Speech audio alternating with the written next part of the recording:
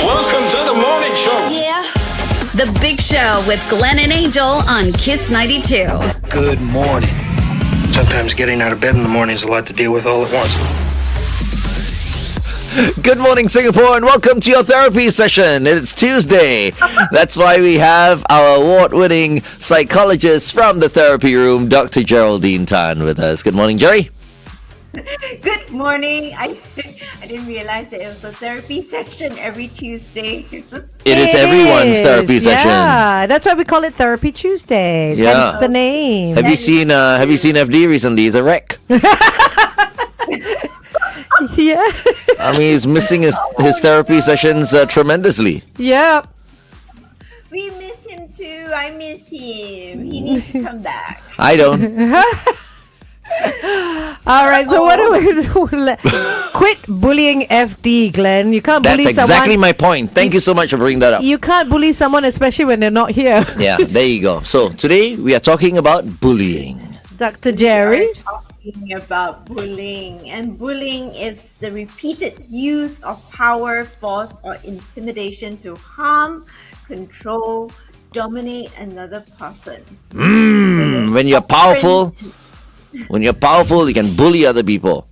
That's what Donald Trump is doing. This is true. Yeah. Yes. Yep. There is usually an imbalance of power between the bully and the victim. So yeah. Okay. Okay. And you were bringing this up because a lot of bullying has been in the news of late, right? Well, not a lot. Yes, There was so quite a big case. Yeah, so there was a big case recently, but over the years, over the months, we have seen that, and bullying is quite a significant issue. So, in one of the research, about 18.3% of Singaporean students report having experienced some form of bullying.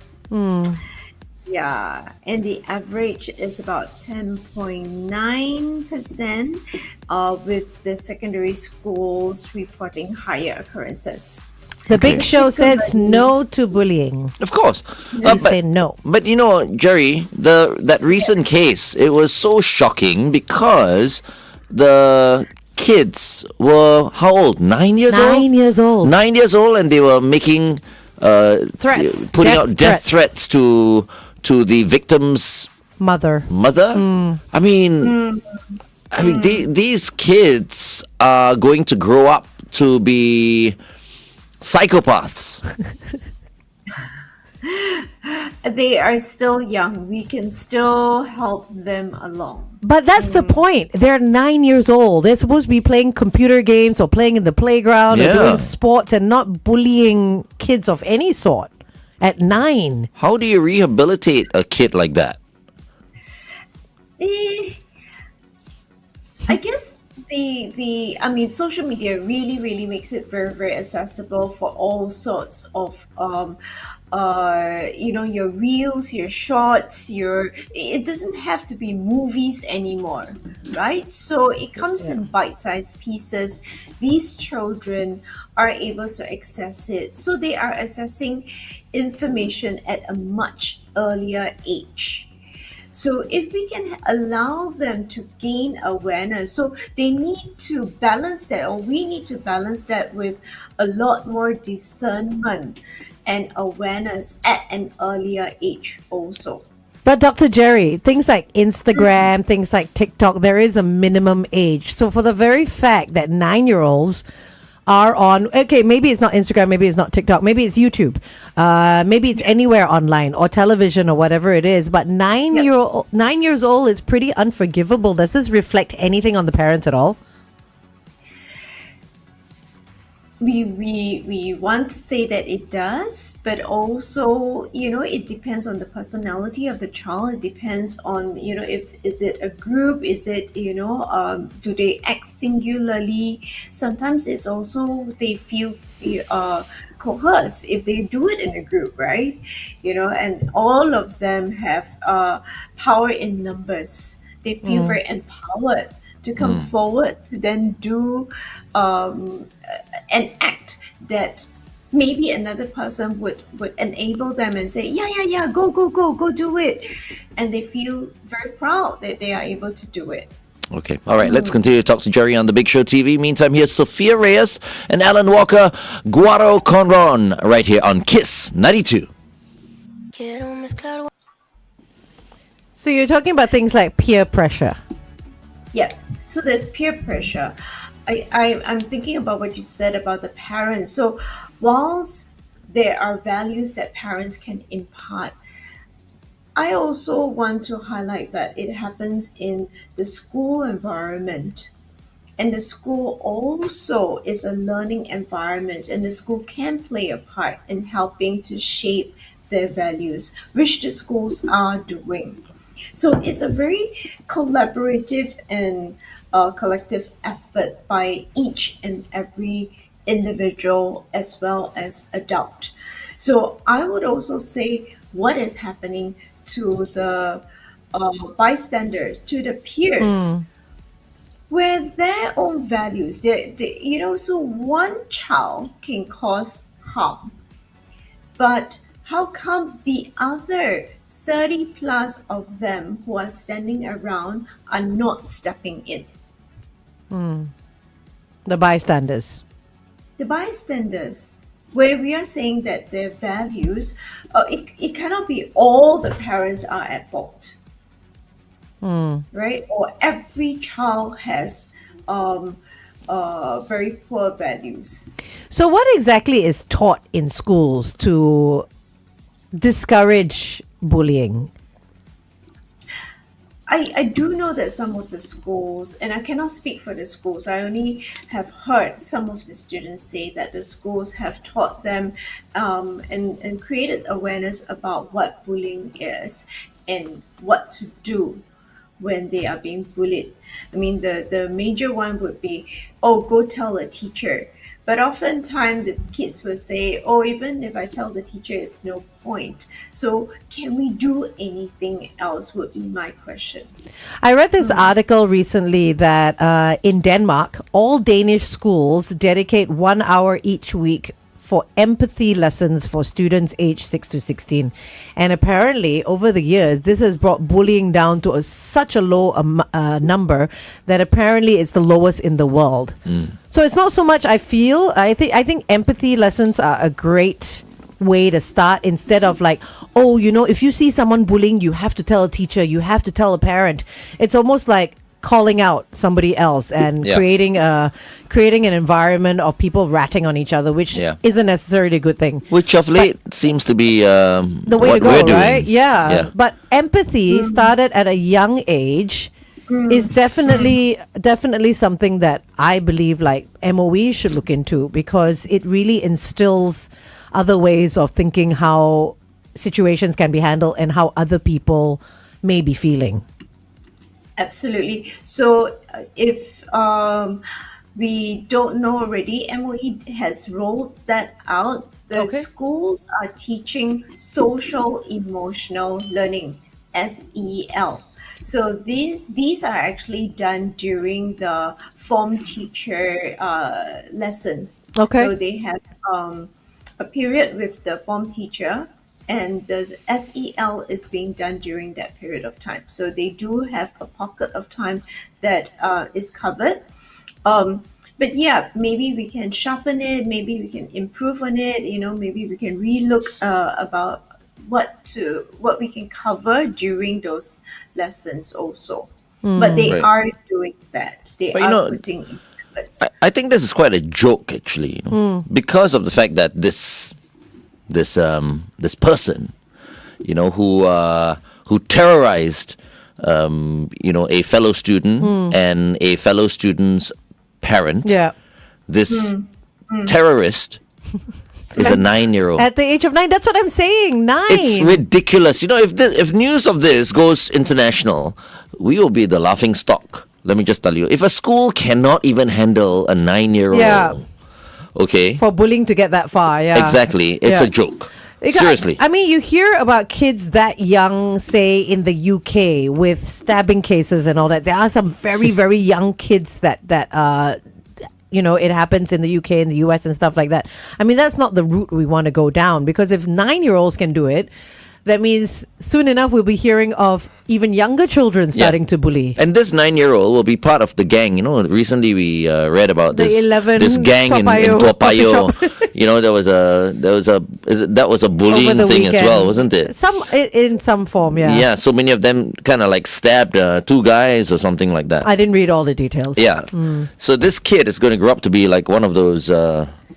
Maybe we can talk about that, Dr. Jerry, whether children at that age or any age will grow up to become adults of the same kind.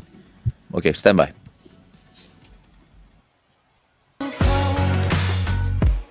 ever get a little bit tired of life? Like you're not really happy, but you don't wanna die. Like a numb little bug that's gotta survive. That's gotta survive.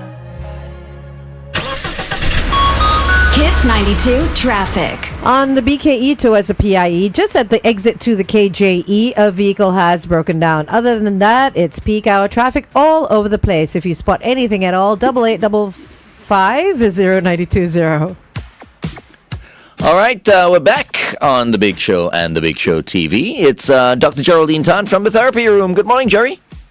Morning, and we're talking about a very, very difficult topic here. And you've thrown in a curveball, the age. So the age we are talking about is a very young age that we don't expect to see them, be so mean and so so severe. Like the bullying appears to be so severe, but bullying can occur at any age because they do not know.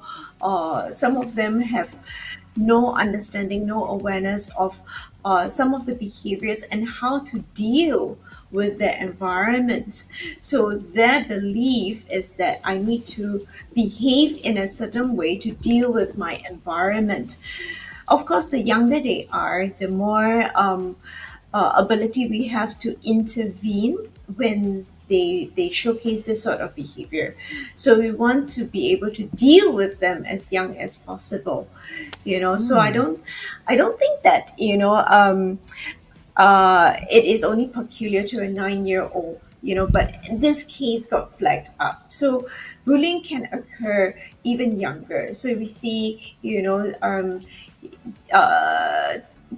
kindergarten little kids pushing one another, and they continue to do that. So what is bullying is the repeated use of power or force.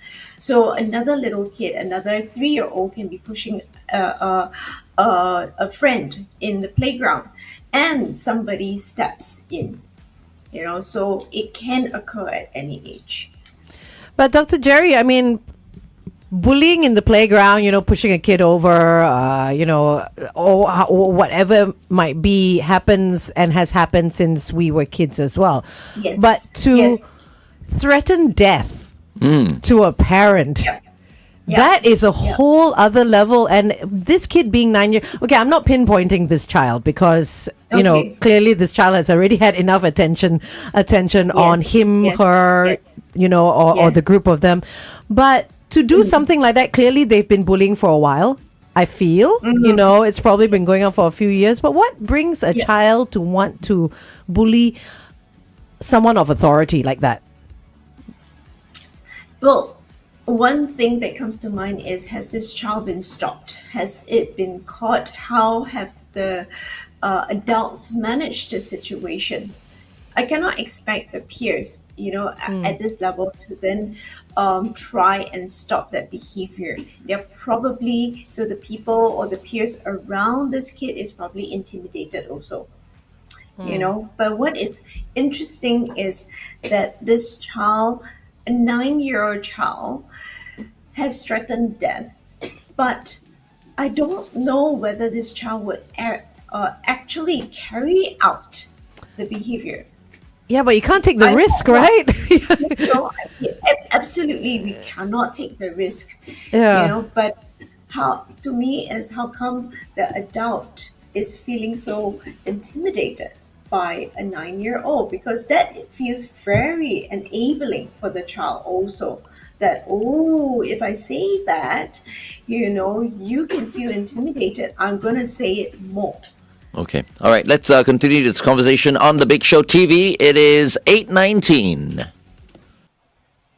Kiss 92 Time Check brought to Okay. So there are different types of bullying, right? There are different types of bullying. There is emotional bullying, where I cause you to feel a lot of emotions, feel very put down.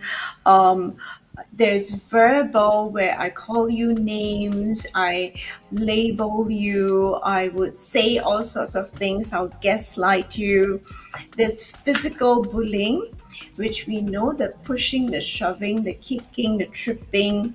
There's social bullying, which is isolating someone and getting people around me, rallying people around me to then isolate that one person, that's social bullying. And then there is cyberbullying, which we know using the keyboard and then, or, putting up photos of the other person. So there are different types of bullying.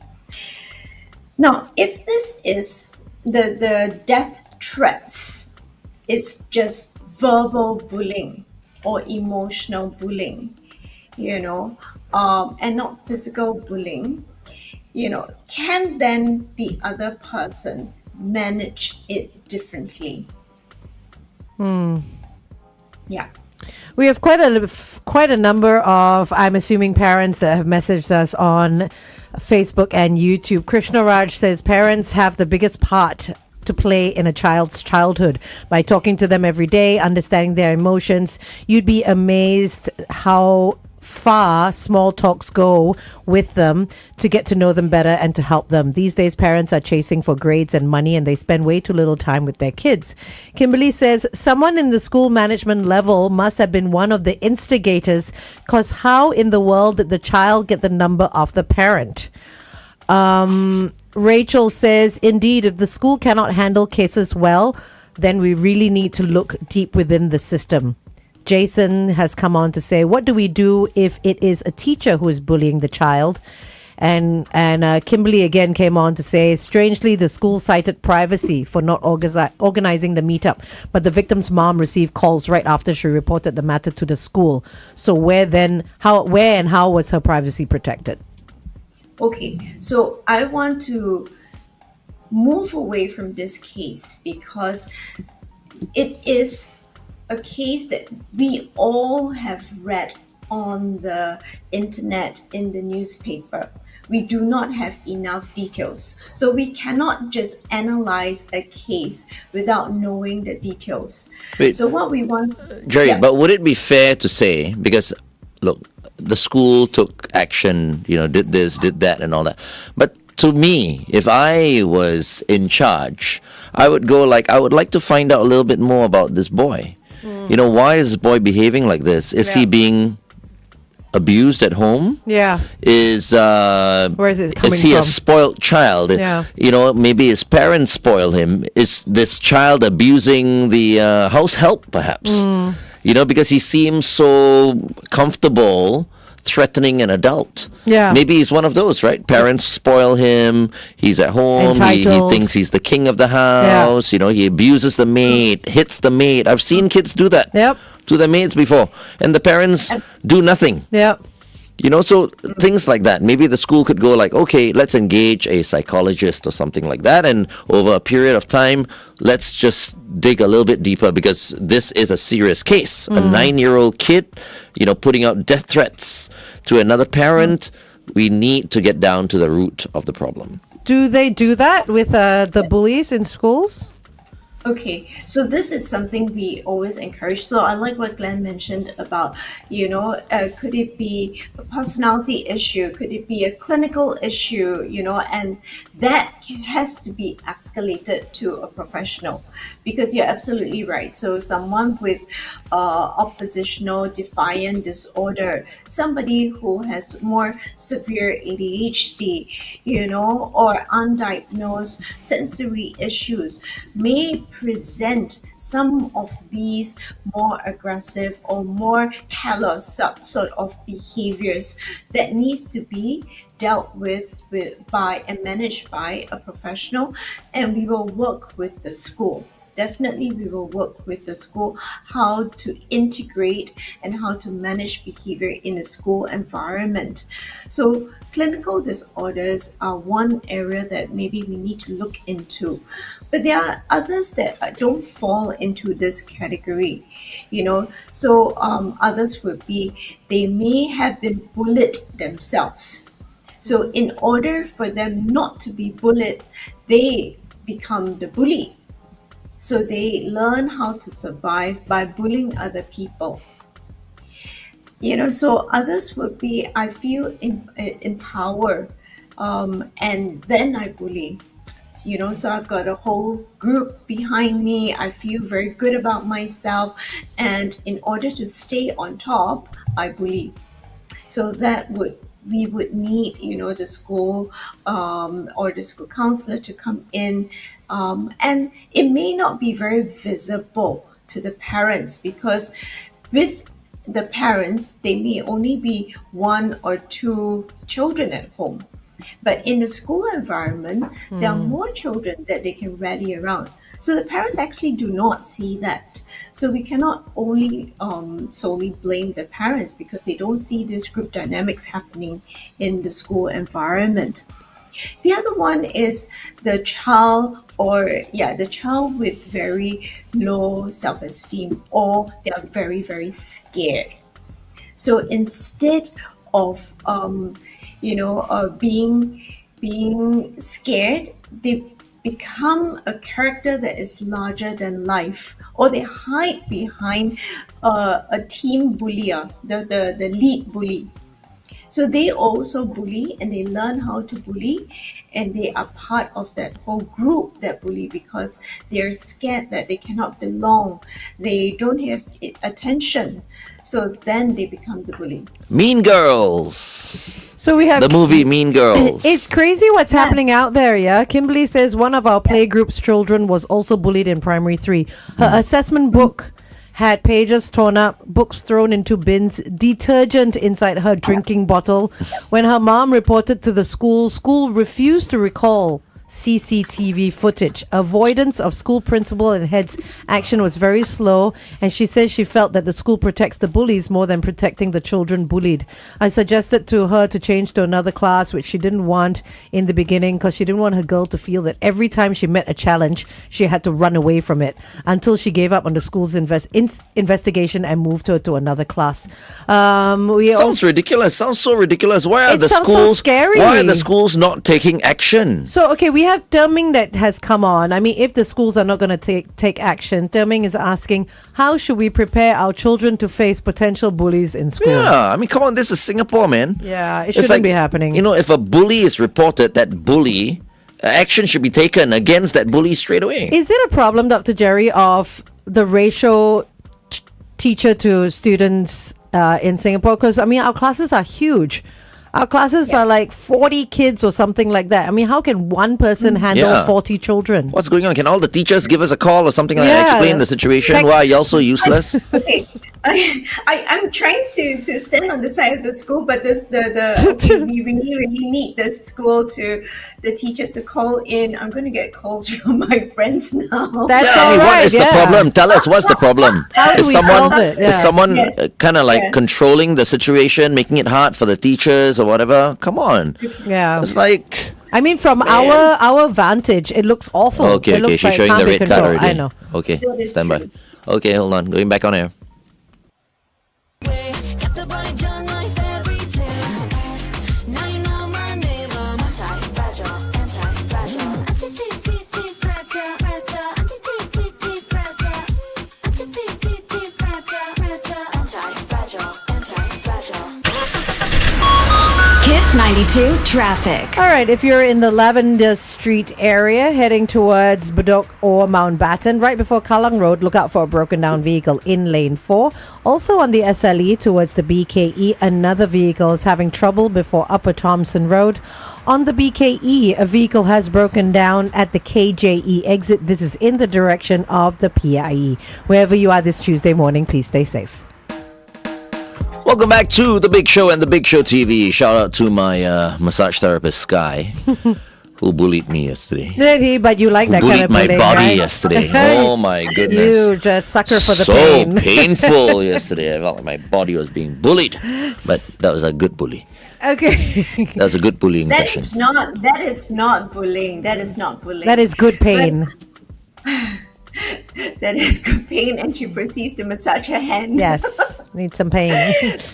I'm gonna be a voice for two sets of parents today, and I'm sure more parents because we are on this topic of bullying. And I started the morning a bit heavy because these are two sets of parents whose children have passed directly after the child was bullied. Oh no. And I like how, so no names, I promise the parents, no names will be mentioned. And one of the parents permitted me to read a blog that she's written. And she says, we hope his story inspires quality emotional care for children across all schools. So it's an appeal, okay, for many years to come. We pray for a better world, a kinder future, one that listens to and accepts sensitive souls with warm love and tender care. And I think what she says is very, very true.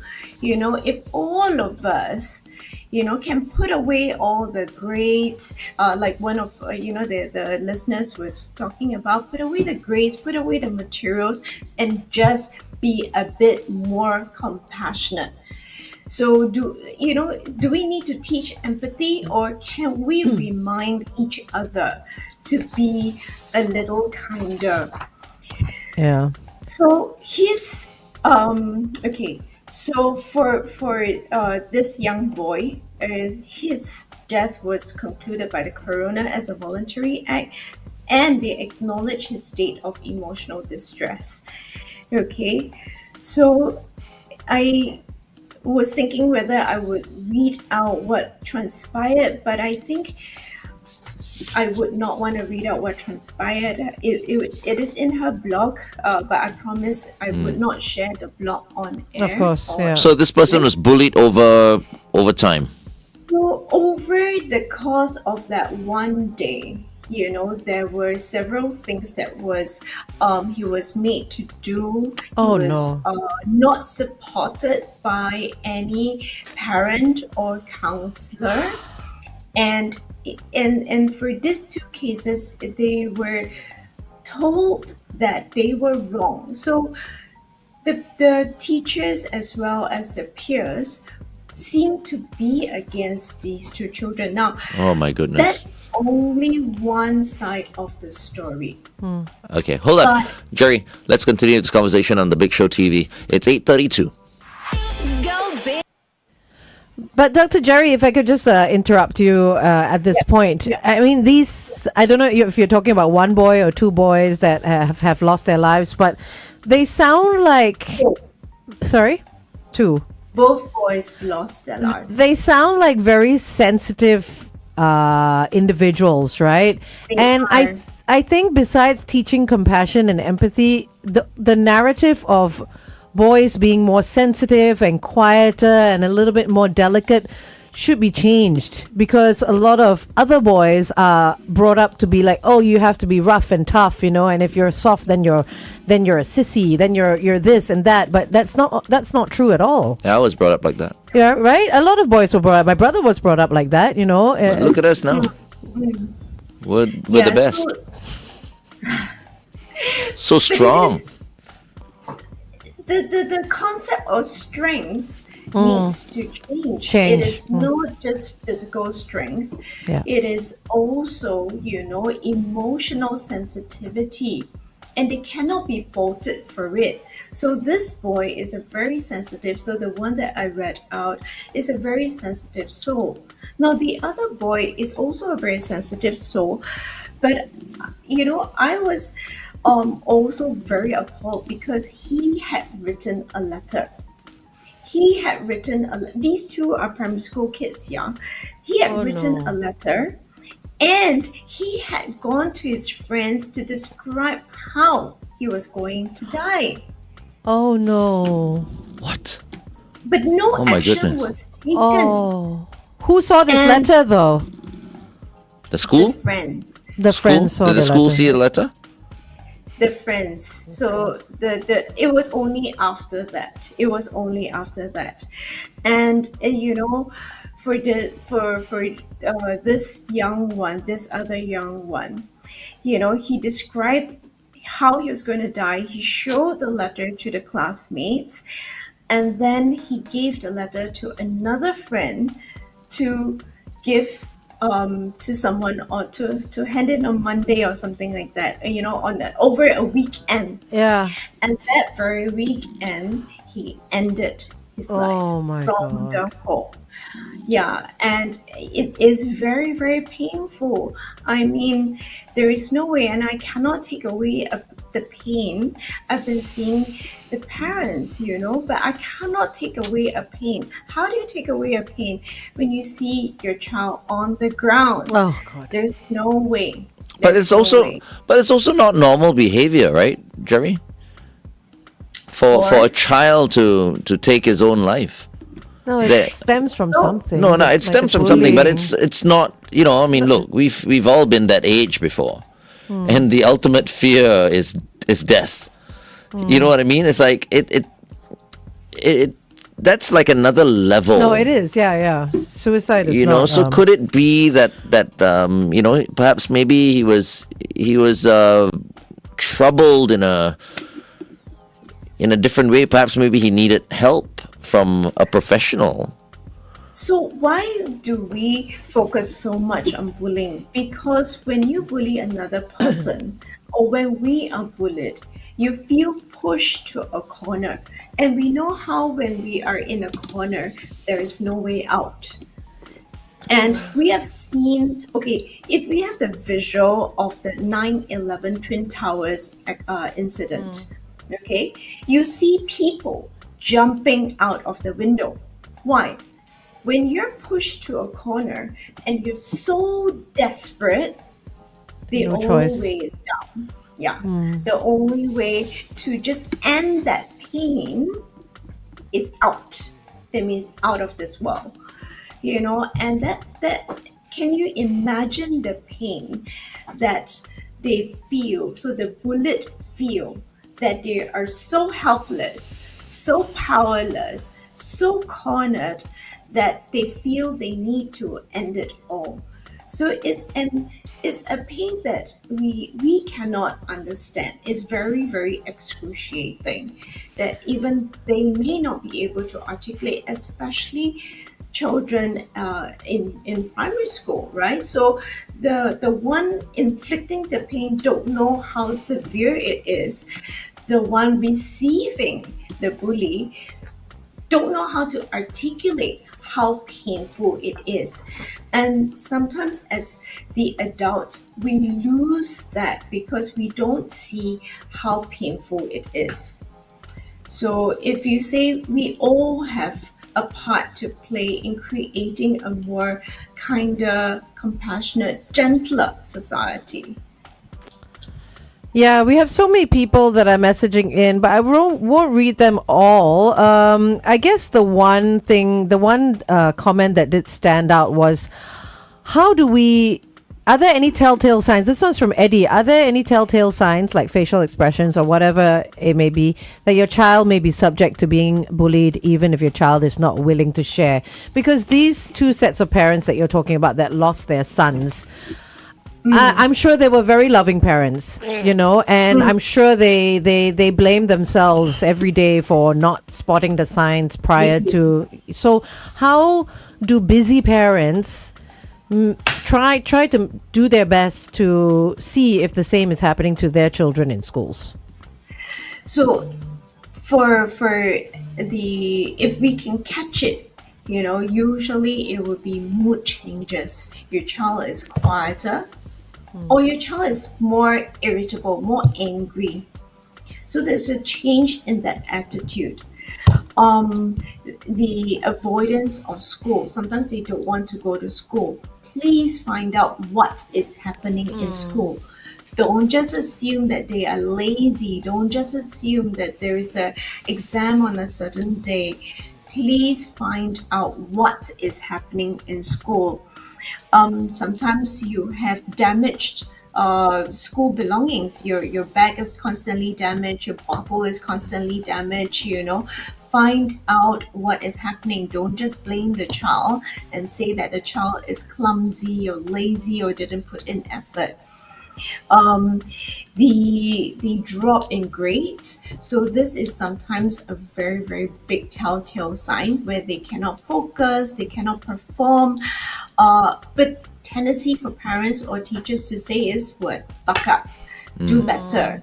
Put in more effort. Stop being lazy. You can do better.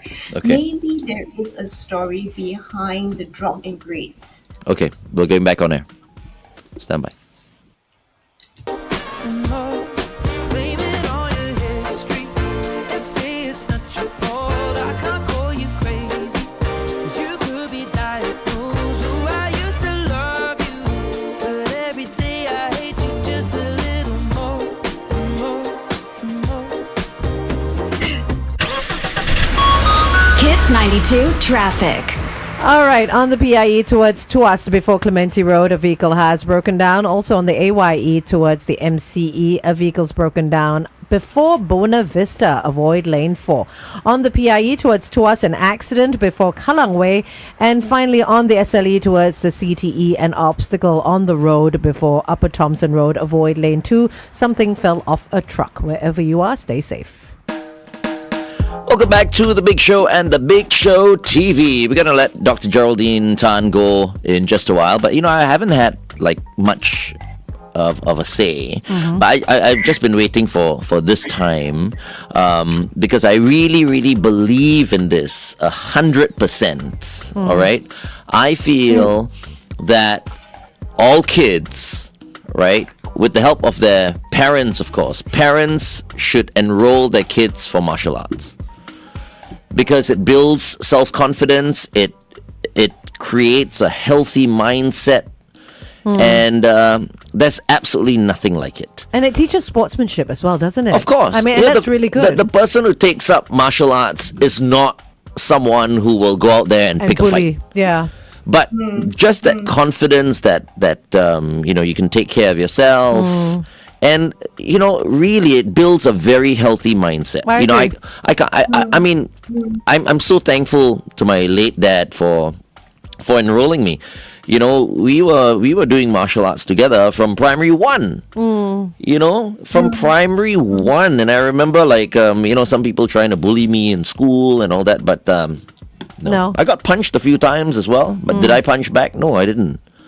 Yeah. You know what I mean? But you didn't run away either. I didn't run away. It didn't bother me. I just thought to myself, okay, if this carries on, then one day I'll punch lah. I'll defend myself. Yeah.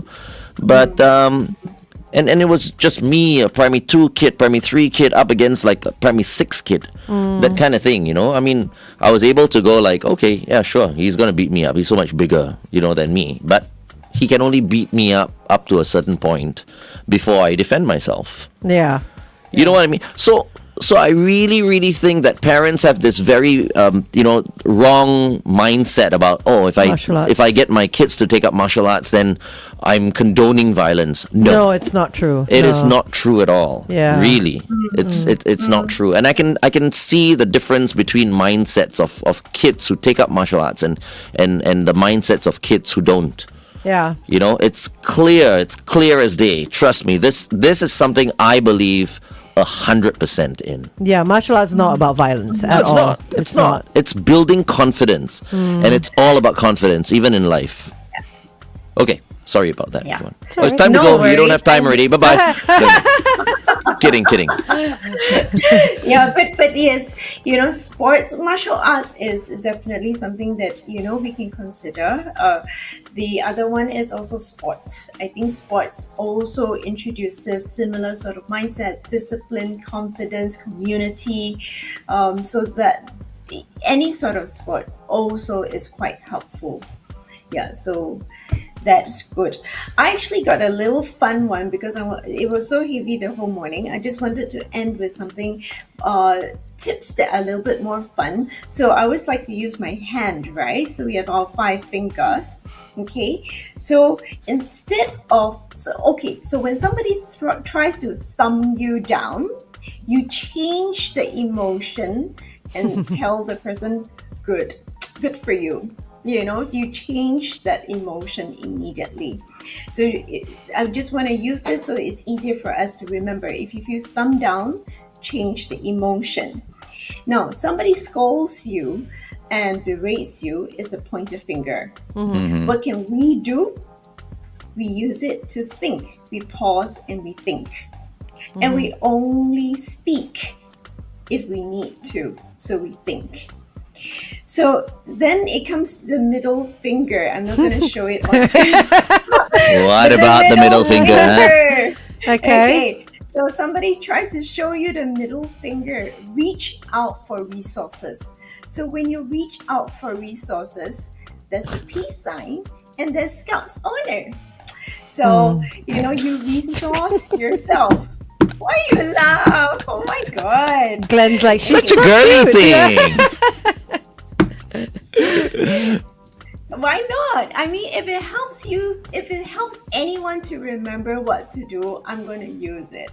So the fourth finger or the ring finger is considered, a bit weak, right? But what do To hell with that ring finger. we talk about harmony. Glenn doesn't like the ring finger. Okay? You can put a ring without, Don't put a ring on it. Don't do it. Harmony. Okay. No, the pinky is unassuming. So if somebody treats you like you're invisible, remember that this little ring finger is a very powerful promise. And this very powerful promise is the promise to believe in yourself and all your abilities that you have. So this is the 5 fingers that we can use to help ourselves. Okay, I know we have very little time left, but Derming is just asking if there's an organization like the SOS or Good Samaritans that can help victims or victims can turn to. Just to close it Go off. to any of the psychologists, counselors, we will be able to support. So many of the centers there, all of us are equipped to manage it. Most of us, not all, most of us are. Okay. I know we have to go, so I'm going to quote Mother Teresa, and she says, "Kind words are short and easy to speak, but their echoes are truly endless." It's Very her birthday today, by the way. Oh. Oh my gosh, talk Perfect about timing. coincidence. Okay. Thank you so much, Jerry, for joining us as always. Thank you for taking us through and giving us this space for this very difficult topic. Yeah, not really difficult, actually. So easy. Maybe for you, not Okay. for others. Anyway, thank you, Jerry. Have a nice day. Thank you. See you next week. Up next, Madonna. This is Hung Up on Kiss 92.